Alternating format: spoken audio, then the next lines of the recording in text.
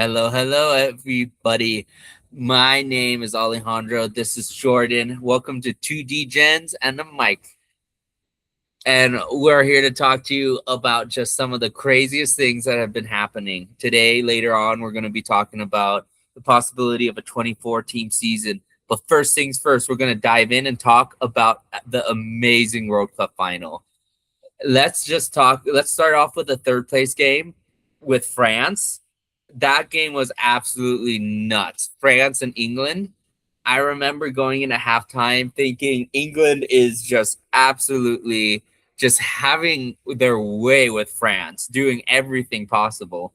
And the fact that France like made it somewhat competitive towards the end is ridiculous. That game should not have been close. Honestly looked like an FC, like a football club one game on EA Sports. That's what it honestly looked like. And yes, I do know Mbappe scored like 2, 3 goals in that game. And that ultimately is what won him the Golden Boot.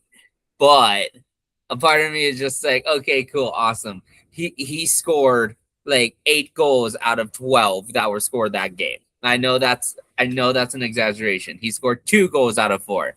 But still, I'm like, did either team have a goalie in net? Like, did they honestly like just give up the second half? But it was a really entertaining game, really fun game. I think everyone just likes high scoring games in general. Jordan, what was your thoughts about that? I was I was bummed out only because I tuned out after the first half. Because I was like, oh, it's 4-0. I'm sending these gifts to my friends of spanking, Okay. videos. I'm like, England's doing whatever they want to France. And in the first half, they didn't have Bellingham or Kane playing. I was like, whoa, this is nuts. And then I tune out. And then I come to see the final score was 6-4, and it even got to 5-4 at one point. France was within one goal of getting it tied up, and then Jude Bellingham comes in and scores in the 98th minute. Um, Not much else to say other than that's an awesome game and a nice reminder that, especially when you're watching at the highest level, like the World Cup, the game's never over until that final whistle blows. Mm-hmm. Yeah, exactly. And a lot of people, I feel like that game was, I would honestly say, cinema. I am one of those fans who I really, really love games where high scoring is happening. I don't like low scoring. I don't like defensive games. I don't think the majority of people do. I think people love to see scores happening in any sporting game, whether it's hockey, football, basketball. High scoring games are more attractive to the general audience, which is why everybody's saying never take the under. Nobody wants to bet on a boring game. But can I just say, like, the fact that they scored 4 goals in the beginning and didn't give up is a real testament to France. Like, yes, they didn't win, but in all honesty, it's the third place game. Nobody really cares. Like, it's like one last hooray before soccer goes into hibernation for 4 years. Yeah, and in your comment about low scoring games being boring, I think we can't discredit that there's been some awesome low scoring games in all of sports, right? There is. Obviously, we love to see goals and we love to see shootouts. We get to see Big 12 college football on a soccer field in that third place game, right? But there's been some awesome 1-0 games. I can think of back in the group stage, Mexico versus South Korea was an awesome game to watch. And that game ended 1-0. And Mexico had scored like in one of the first minutes of the second half. So outside of that small blip, there was no goals, but some incredible saves by goalies. You're holding your breath on every shot because it's so tight, right? So, yeah, we love to see high scoring games, but low scoring games does not mean in any way that that it's boring, especially in games like soccer, because so many of the games have been like 1-0, 2-1, 2-0 scores at the end of it. And I completely agree with you. But there was one game that was 0-1 that was an absolute snooze fest, and that was the World Cup final. I thought it was entertaining in the pure fact that Spain was putting belt to bare booty cheeks to Argentina. Argentina had 0 shots on goal. They could have removed the goalie. They could have put a high school goalie in there, and it probably would have been the same result, you know? And it is crazy. Argentina's goalie, however, played out of his mind. He had like 12 saves, which is ridiculous. Ridiculous. And the fact that only one went in overtime is insane. In all honesty, I would have the Golden Glove winner, I'm not sure if you saw, was actually Spain's goalie, which I can see that being like deserved. But in all honesty, like I would have given it to the Argentina one just for that final performance. Nobody remembers second place, but people are going to remember this second place. I honestly think this is going to be one of the World Cup games. I think this is one of the World Cup tournaments that will be like talked about for years and years and years to come. I feel like the last World Cup final with France and Argentina was more entertaining overall, but the overall World Cup, I think this one was like really, really, really, really entertaining. You had so many storylines going on, all the way from big underdogs coming back, like, you know, or putting up a fight, like a Capo Verde. But you also have different storylines of like just giants underperforming. Like there were some like absolute giants who like really underperformed. And so I guess what I'm saying is I'm excited to see next year in 2030 the World Cup. Copa America will be coming up in 2 years, so that's also going to be exciting to see. Euro. But yeah, what was your thoughts about the finals? I don't know how anyone could say that game was a snooze fest unless all you did was watch the highlights after knowing the result. Because while watching the game live and not knowing what's going to happen, you're seeing Spain do everything to get it in, and the Argentinian goalie is doing backflips to save it, to keep it tied at 0-0.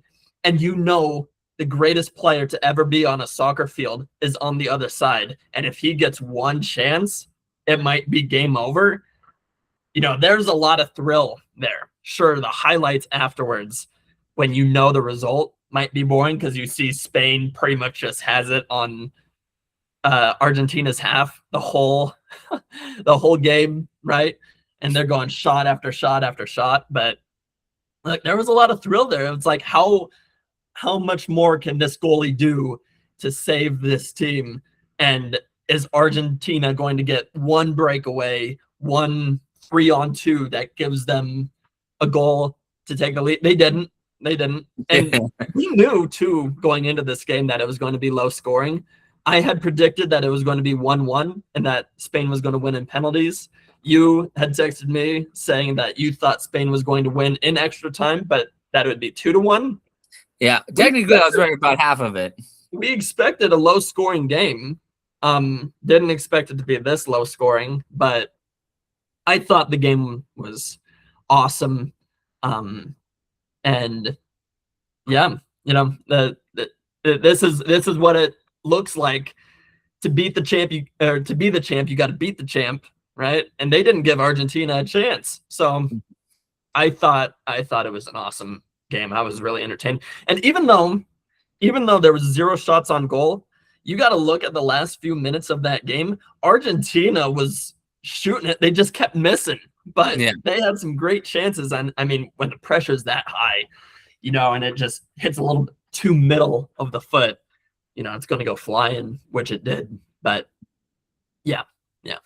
I agree with that. Also, can I just say how Martinez was, I'm not sure if you saw it, but Martinez was the person who got the red card for Argentina. Did you see the tweet? Yeah. Did you see the 2 yellow cards he got leading up to it? Well, I saw the yellow card. I saw both. I saw both. Okay, okay.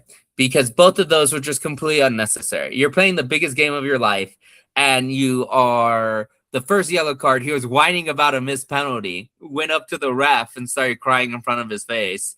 And then what do you think is going to happen? Do you think the ref's going to be like, oh, my bad? I've never seen that happen. That there was no penalty. Why was he even chattering in the first place? You should not be chattering with the ref in the biggest game of your life. You have bigger priorities to take than putting your team at a bad disadvantage. And then the second yellow card, there is nothing to protest there. Dude did like a triple front flip, I did think it was a little... He was like, doing the finger wiggle. Like, no. That was nothing when he got the Spain player to do a front flip. Yeah. No, I did think it was a little performative of the Spain player. But, you weren't going to win that ball anyway, that ball was way out in front of you. Go back, play defense, don't put your team, especially because it was just about to go into extra time, into overtime. Why did you put your team at a bad disadvantage for that? I honestly think Argentina played with just way too much emotion, and they got burned in the end because of it. Because if you would have, I honestly think they would have, they might have gone into penalties if it wasn't for playing 10 on 11. The goalie was under insane pressure the second it was a 10v11. Insane pressure. The shots just kept ramping up, and one of them were going to find the way in the back of the net. It was only a matter of time. Yeah. Yeah, and who knows? Maybe Spain wouldn't have scored, and Argentina would have, because of the pressure they were applying towards the end of extra time. So, yeah, it showed exactly what you said at the end of the game. There was a little bit of a scuffle. Completely showed that Argentina was playing with too much emotion. And I think when you're playing on the greatest stage of soccer, and you can't get the ball past midfield, it's going to cause a lot of agitation. So, yeah, I'm surprised that they weren't more disciplined in preventing something like that happening. But not surprised that it caused a lot of emotion. Yeah, I would agree with that. But you have to play with a lot of emotion, but you also have to control your emotions too, especially on the biggest stage. Especially in certain sports. Soccer is one of those sports, you could probably get away with some chitter and some chatter on some sports that are a bit more aggressive, like MMA, like boxing, like hockey. Nobody cares if you cover your mouth in hockey. They're gonna just throw down. Nobody cares. But when it comes to soccer, it's a bit more of a sensitive sport. So you gotta be more level-headed when it comes to that. And the fact that you are putting your team in a disadvantage in the biggest game, I think really shows that you're just letting your emotions get too much. Also, I think next World Cup, especially if Messi's not in, I don't see Argentina going far at all. I think Messi is the Argentina team, and I think they will not be. I think they might be a first round exit come next World Cup. Well, we just saw in this World Cup how every game was so competitive, right? Germany lost in the round of 32. Argentina was taken to extra time in so many of those games. Who else? Japan lost round of 32, and that was a strong team. Then Brazil lost in the very next round. So this FIFA World Cup has shown that really anything can happen. Yeah, we'll see. We'll see the adjustments that Argentina makes when they don't have Messi. But they kind of showed in some of their other games that they were able to score without him. In the game against Switzerland, he didn't do anything, and that's what sent them to Was that the semifinal or was that the quarterfinal when they played Switzerland? I I believe that think was a that was the quarterfinal. quarterfinal because the semifinal they played England, in Hmm. which Messi also didn't score in that game. So Messi hasn't scored since the round of 16 game against Egypt. So I Yes. think Argentina is going to be all right, but you know, to sort of play into your point, this World Cup has shown that all these countries really were sending their best. So anything can anything can happen. Hmm. I completely agree. Alrighty, now we're gonna go into the college football part. So, Jordan, do you want to take it away on this? Okay, so on the news that what is being discussed of potentially in the future a 2014 college football playoff. It started just in the BCS model of a computer deciding who was one and two, right? And Hmm. then that was the national championship. There was no playoff. It's just the best versus the best off of a computer model. And then they they decided to extend it to four, but then it was going to be humans making that decision. And I thought that went fine. But then, so much crying from the outside pushed them to expand it even more. So now it's 12, right? And there's certain sort of automatic qualifiers, right? If you win your conference in the Power Four, you're automatically in. Or no, that's not true because that's true for this upcoming year. But in Yeah, years yeah. past, you got to remember just last year, Virginia lost the ACC to Duke, and neither of them got in. Instead, two Group of Five teams got in. So in years past, it was the best five conference champions. Now it's the Power Four and the best Group of Five, um, and then Notre Dame if they're in the top 12.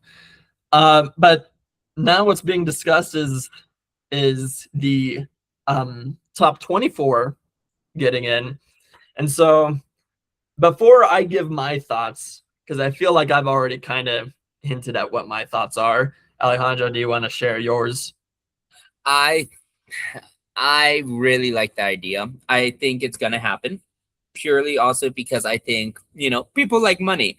And I think in any sporting game, whether it's basketball, football, soccer, anything like that, especially for some leagues like basketball, for example, where there's so many games in the regular season, it's kind of oversaturated. I can really see like the TV networks really see a spike in ratings come playoff season. Playoff season is what brings people together, it's like, oh my gosh, would you rather watch a regular season NBA game where, like, it doesn't really matter too much, or would you rather watch a knockout game for the college playoffs? Loser goes home. People love the idea of loser go home, winner moves on. One game to determine it. Playoff season when it comes to sports is just something super special. You can't imitate it. You can't replace it. It's something unique. And so, therefore, I think that's why it's very important for people to remember that when I say that I think overall, bigger playoffs mean bigger opportunities. I know what you mean by, I can see what you mean by kind of like, I can see your point of it kind of like diluting kind of the specialty of it. But the sooner and sooner, the more teams that get knocked out, the more special it also becomes. I think ultimately these cable networks really like the idea of expanding the playoffs, especially when it comes to college football. So I see them doing it. And I am honestly all for it. I get it. I understand. I just think I'm a little different than you. I love seeing underdog stories. And this is how we get an underdog story. This is how we get more underdog stories. I love the Cinderella run. Everybody loves the Cinderella run.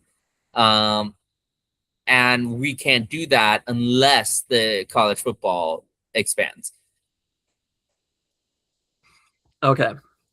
So let me first start off by saying that I am expecting this to happen. I don't know when, I'm not going to give a sort of projected timeline because I have no idea about those meetings and what's, what they're talking about when and what contracts they still have to fulfill. But I think it's eventually going to happen.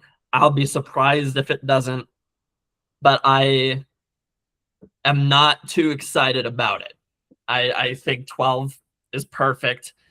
And in fact, rewinding back to when it was 4, I thought expanding to 12 was a bad idea. I thought 4 was perfect. They had that model for 10 years, for 10 or 11 full seasons. And the number 4 team only won the national championship twice. It was the first year they did it where Ohio State won it, which Ohio State's a powerhouse. So, them being a 4 seed is like the weakest season they'll ever have. And then in 2017, it was Alabama, and they're always in there. So it's not some sort of Cinderella of number 4 Cincinnati. When they got in years ago, they got bounced out pretty comfortably. Right. Number 4, I remember Notre Dame was a number 4 seed in one of those years and got bounced out pretty comfortably. So I was like, I don't need to be seeing the 12th best team in the playoff, but they expanded it. And you know what? Last year, the first year, I wasn't all about it. But last year, I was like, oh, you know what? This is kind of cool. It was because Miami, who was the number 10 team, got all the way to the national championship. And we saw that they didn't have an easy schedule at all. They had to beat Ohio State. They had to beat Ole Miss, right? And then play the best team in college football, who some think might be the best team in college football ever, in Indiana. And no one was beating them that year. But Miami as a number 10 seed showed that sort of, Cinderella towards the back of the bus can, do quite well. And I think home playoff games are awesome. I think that's really cool. And when they expand to 24, I hope that's more than just one round of home playoff games. But the reason I don't like the idea of 24 is because of the implication of what that means of who will get in, right? Alabama, as long as they don't lose more than 4 games, will be in every year. Right? 100% agree. We're likely going to see Iowa and Wisconsin in every year, right? And likely there'll be teams, except for maybe one year where they're stronger than they've been in past years, right? They'll likely get bounced first round every year. We will probably see more group of 5 teams, right? I know I love the whole idea of including the losers into the party, right? But they've done nothing with their chances. When Boise State got in the first year as the 4 seed, right? They got spanked. They got spanked by Penn State. Then last year it was James Madison and Tulane. Both of them got stomped. So, we're going to see a whole bunch more of group of 5 teams. We're going to see a whole bunch of 4-loss SEC and Big Ten teams, which I'm not necessarily excited about. And then the thing that bums me out most about this is that I think it's going to devalue some regular season games, right? You remember when Jim Harbaugh was still at Michigan, that Michigan versus Ohio State game almost felt like an extra round of the playoffs. I agree. There was only, from what I can remember, only one year where both of those teams got into the playoff when the playoff was just 4, right? And it was the year where Ohio State was going to beat Georgia, but then missed that field goal, went wide left, and then Georgia gave belt to TCU in the championship. I I thought that was awesome, right? We saw the same when Joe Burrow was at LSU in the LSU versus Alabama game, right? That felt like a playoff game because one loss can ruin your chance of getting into the playoff. Then we expanded to 12, and we said you can probably, if you're in the Power Four, lose one game and be fine. If you lose two, kind of depends on what those wins looked like. And if you lost three, you're almost confidently out. The Yeah. only team I can think of an exception in this 12-team playoff was Clemson, not this past season, but the season before, because they won the ACC as a 3-loss team, right? Mhm. And so I think that model is perfect, right? If we're allowing 4-loss teams in the college football playoff, it's look, LSU versus Bama games are still going to be fun. LSU versus Ole Miss is going to be an awesome game, right? Bama Georgia games are going to be awesome. Ohio State Michigan games are going to be awesome. But if we're saying that their 4-loss teams can get in, we're looking at those games pretty much just as, games to like determine seeding as opposed to determining who's going to be able to fight for a national championship. And that'll change the intensity a little bit. So, that's why I'm not a fan of it. That's why I wasn't a fan of it being 12. But, Miami showed that these sort of Cinderella fun runs are possible in college football. But when we get down to like 24 and we're seeing group of 5 teams like Boise State, James Madison, Tulane, I don't think we would ever see a number 24 team get past the first round if they when they move to a 24 team playoff. Okay, well, I'm glad you and I can agree that it is eventually going to move to a 2014 playoff. I honestly think a 2014 playoff would be good for a long time. Hopefully, I agree with you. If they keep expanding it, it's going to turn into college basketball, which, I have no control over, obviously. But, it would dilute. It would make college football feel a little less special. But I understand what they're doing. So hopefully if they do move to a 2014 season, they at least keep it that way for a long time to come. Because I feel like at that point you don't really need to do anything, but it is the time of trying to optimize obviously a lot of things. So who knows, they might try to still do it. Okay. All right. So should we move to what we think the model, if we were in control, if we were authoritarian over college football, discuss what the model should look like if there's yes. 24 teams in? I would want you to start first though. What is your ideal model? Okay, so as I was thinking about this, I was thinking of all the things I said that were negative about this and how it's sort of devaluing some regular season games. And I was like, how can we save this the most we can? Okay, so here's a little bit of what I got. There's 10 conferences in college football. This includes the Power Four and the Group of 6. If you win your conference, doesn't matter if it's the SEC or the American Athletic Conference, you're in. If you win your conference, you're in, right? Yeah. So that doesn't even fill 50% of the bracket. So if anyone's sort of saying, "Oh, we don't want to see 10 conference champions in," look, there's still 14 teams that doesn't include that are getting in. Yeah. So that's even more than what is in the playoff now, because that's just 12. Right. So 10 teams. Now they don't have to be seeded 1 through 10. Right. If who's in the mountain, Hawaii wins the Mountain West Conference. Right. They don't need to be 1 through 10. Right. They just need to be 1 through 24.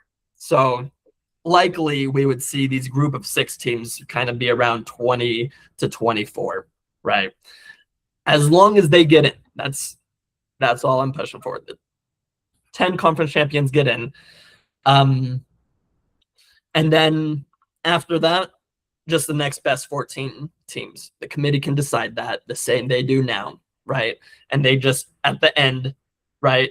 Okay, gotta check off Ohio State because they won the Big Ten, check off LSU because they won the SEC, check off Hawaii for the Mountain West and Boise State for the Pac-12, go down the whole list, and then say, here's the other best 14 teams. Now let's figure out where they should be ranked. Okay. Yeah.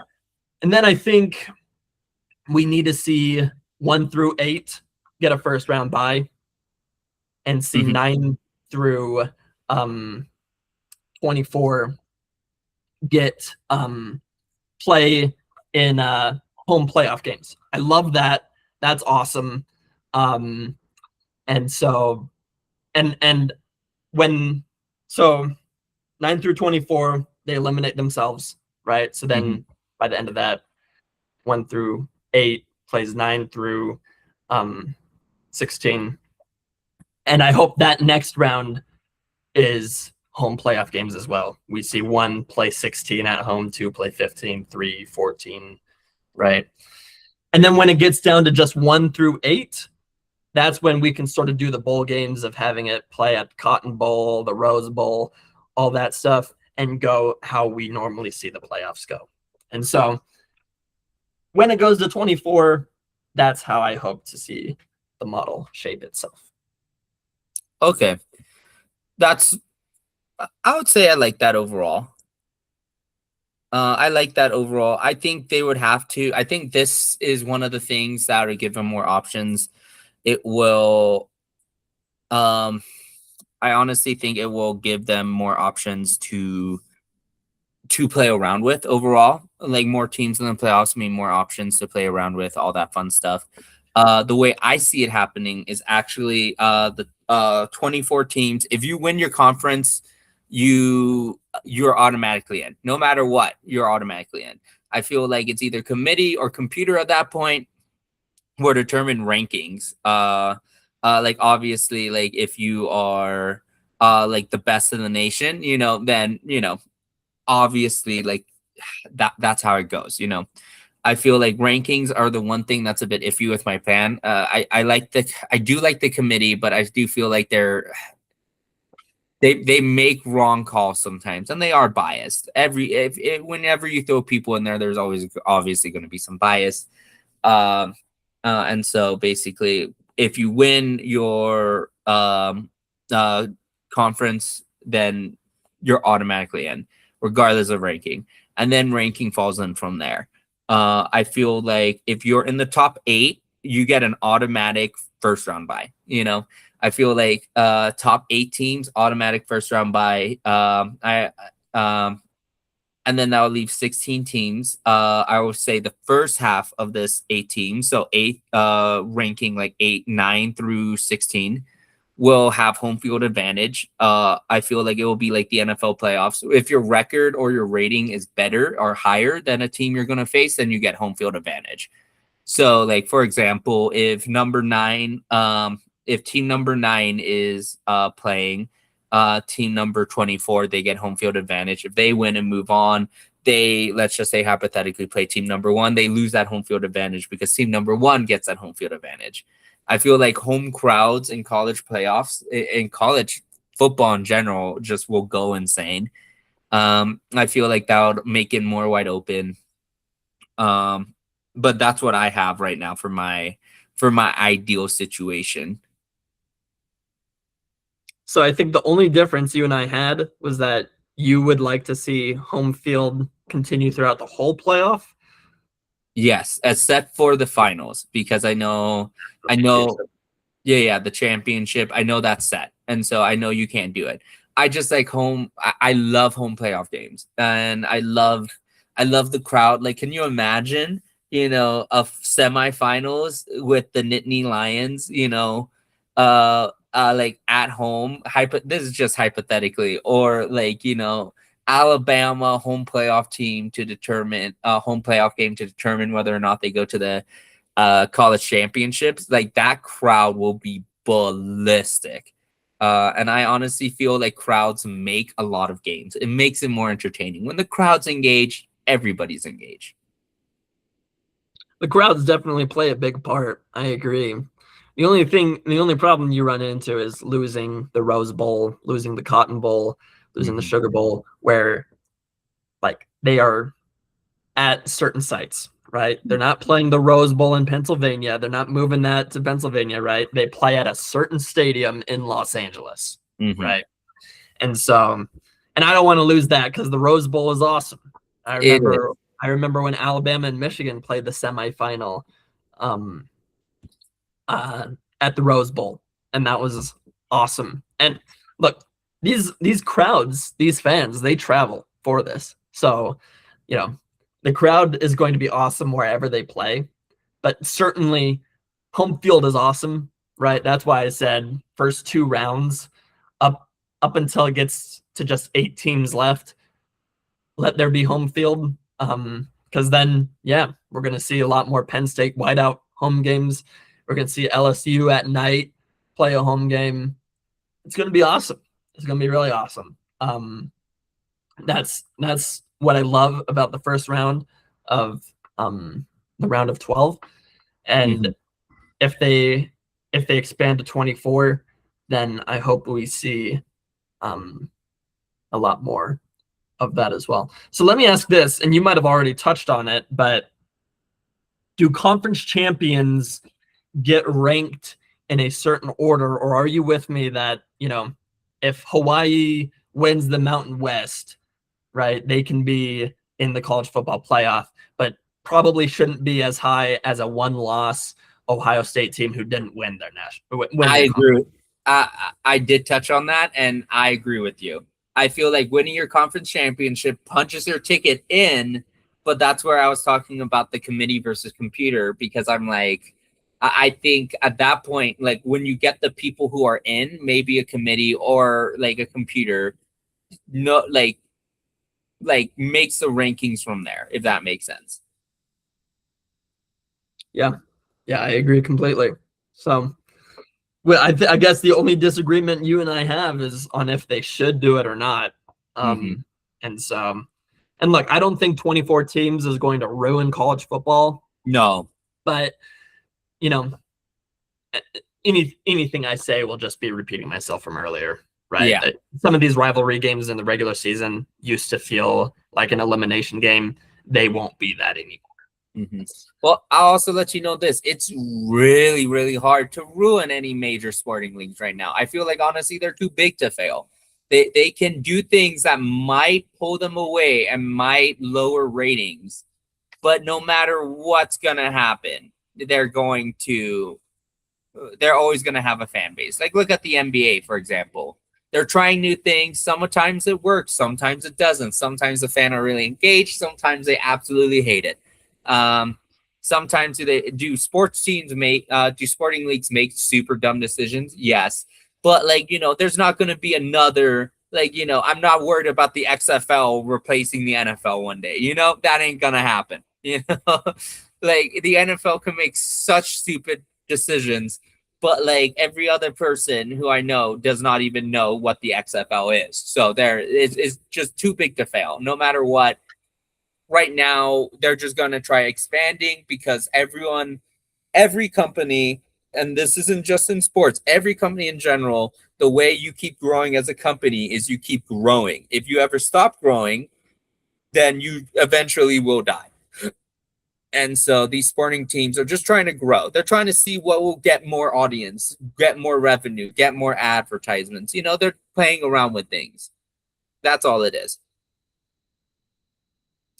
Okay. So I just got one more question about this. Mm-hmm. And then I feel like I've said everything I need to say on the subject. But, Mm-hmm. you know, when they expanded from 4 to 12, I was thinking to myself, I was like, I better not hear any whining now from the outside because they like tripled the size of the playoff. So if you're out, like you're lucky to be considered. Then Notre Dame did not make it in last year, and they threw such a fit that they didn't attend their bowl game Yeah. last year. And so, and by the way, in the last episode, I know I said Notre Dame is going to win the national championship. I'm still holding to that. I need to make it clear I am not rooting for them to even make the playoff. I want them to lose to Miami. I want them to lose to BYU. I'd love to see them go 10-2 and miss the playoff again. But, I think they're a strong team. I think when they win all their games, I think they win through the playoff.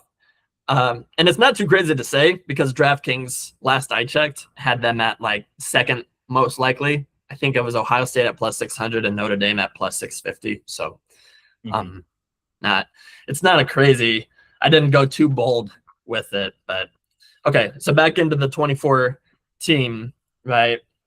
They moved from 4 to 12. And I was like, okay, surely all the fans, all the media are going to be happy and fine with this because this is more than tripled. And now here we are talking about, potentially moving to 24 because these teams don't feel like it's enough. And, there's a whole bunch of money discussions to have as well. ESPN and Fox would love this.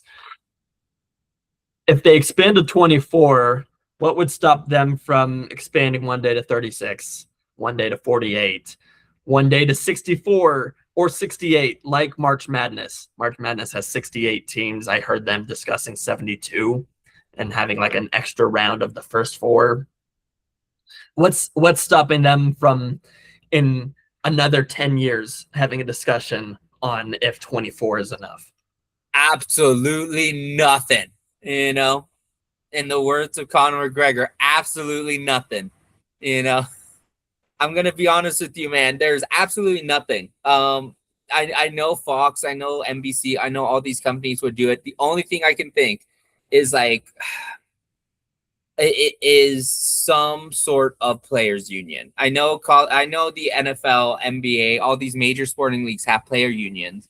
I know the reason why we don't have football all year in the NFL is because of these player unions, because they're like, hey, we kind of like, love to live and we don't want our brains to be mush, because every single year the NFL comes to the players unions and ask, hey, can we expand the regular season by just one more game? One more game. And every single year it's the players union who say no, because we don't want our brains to be like, pure liquid by the end of the season, which is completely understandable. But I know college football really doesn't have that. And so really nothing can really stop them from making that decision. I honestly think it will be a lot of fan pushback, player pushback. And maybe with enough pushback, they might feel pressure enough to tone it down. But I don't see that ever happening. And no matter what, it could be 64 teams who make it into the college playoff final, but team 65 is still going to cry about it, like that's just the way people are. People love to complain. People love to do everything. And that's the way it is. Look, if they expanded past 24, even just to 36, then, and I heard everything you said about how there's really, you got to do a lot to ruin a sport. That would do it. That would do it. If you're doing 36, 48, 64, then you're talking about six lost teams getting in. You're talking about 4 or 5 lost group of 6 teams getting in. So we can expect to see like Army, Navy, Buffalo, Kent State on a good year get in. It's too much, right? And that at that point would completely devalue the regular season. If it expanded past 24 to the point that teams are like, I can lose 6 games and still be in the race to win the national championship, it's gone too far. You'll have Pikes Peak Community College, Well, because then you got like, I can lose 50% of my games in the regular season and still be in. That's too much. We hardly see that in the NFL. There's been few exemptions where now with 17 games, few exemptions of teams going 9-8 getting in, right? And then there was the one funky year where Carolina won their division and they were like 8-9. so they actually had a losing record. Look, I get that, but then at the same time, they're still not allowing. They're only allowing 16 teams, 14 teams in the whole league to get in out of 32. That's less than 50%. So you still have to earn it somehow. So yeah, if you're looking at college football and you're saying you can lose 50% of the games and still like 99% chance of getting in, what's the point of watching Ohio State versus Michigan unless you went to one of those schools and are like part of the rivalry, right? I'm from Colorado, now living in Utah. What do I have in the Ohio State-Michigan rivalry, right? Absolutely nothing. But I think the game is awesome because they're two schools that are really good. And still, with this 12-team playoff, there are a lot of implications, right? If both of them went into that game undefeated, right, we can expect both of them to get into the playoffs. But that would probably be a Big Ten championship qualifier. Winner gets to play for the Big Ten championship and gets seeded 1 through 4. Loser has to play in the first round of the 5 through 12. That's still a huge implication, right? And that's just the exception of both teams going in undefeated, right? Now imagine if both of them went in with 1 loss, or both of them went in with, or Michigan goes in with 2 losses, but Ohio State goes in with 1 loss, and then Michigan can be 10-2, and Ohio State can be 10-2 at the end of it, right? Like, then the implications are so much different. If we're allowing more than 24 teams in, then there's just like what I said, no reason to watch unless you went to one of those schools. Okay, and I completely agree with you. All right, so that'll be the end of 2 gens and a pod. I know I said that wrong the last time. It's 2 gens and a mic, but I just wanted to get that out there. All righty, guys, we'll be back next week with the next episode. Okay, thank you so much and have a great day. Deuces.